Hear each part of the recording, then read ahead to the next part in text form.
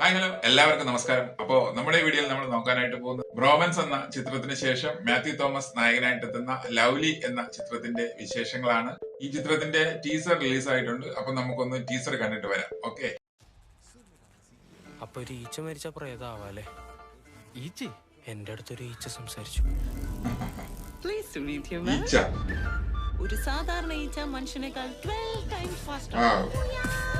ഈച്ച എന്ന് പറഞ്ഞ ഒരു സിനിമ ഇറങ്ങിയിട്ടുണ്ടായിരുന്നല്ലോ, ജ്യോതിശങ്കർ. പവർ എവിടെന്നാ കിട്ടിയത്?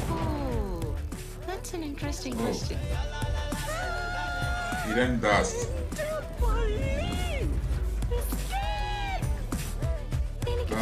നമ്മൾ തമ്മിൽ ഒരു വൈബ് ഉണ്ടെന്ന്. Some frequency matches, you know?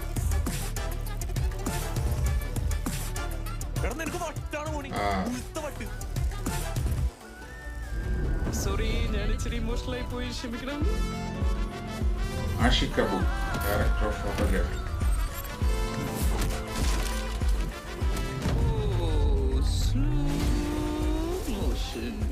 கண்டுக்குள்ள 6000 lens வச்சிருக்க தம்பி.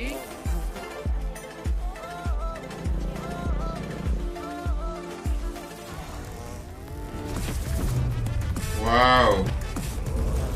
ദിലീഷ് കരുണാകരൻ. നിനക്കിപ്പോ എന്താ പേരിടുക? Radio experience.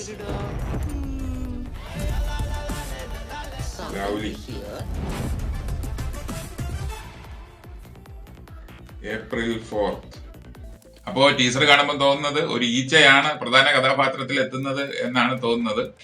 അപ്പോ ഈ സിനിമയിലും ഈച്ചയ്ക്കാണ് പ്രാധാന്യം. വ്യത്യസ്തമായിട്ടുള്ള ഒരു സ്റ്റോറിയാണെന്ന് തോന്നുന്നു. എന്തായിരുന്നാലും മാത്യു തോമസിനെ സംബന്ധിച്ചിടത്തോളം അദ്ദേഹത്തിന്റെ കരിയറിലെ മറ്റൊരു വ്യത്യസ്തമായിട്ടുള്ള ഒരു ചിത്രമായിട്ടാണ് ലവ്ലി എത്തുന്നത്. ആനിമേഷൻ, കോമഡി, ഡ്രാമ, ഫാന്റസി ചിത്രമായിട്ടുള്ള ലവ്ലിയിൽ മാത്യു തോമസിന് Ganga Meera, Manoj K J, Prasanth Murali, Radhika Radhakrishnan, KPSC Leela, Arun Pradeep, Aswathy Manoharan എന്നിവരൊക്കെ കഥാപാത്രങ്ങളായി എത്തുന്നുണ്ട്. ഈ ചിത്രത്തിന്റെ രചനയും സംവിധാനവും നിർവഹിച്ചിരിക്കുന്നത് ദിലീഷ് കരുണാകരനാണ്.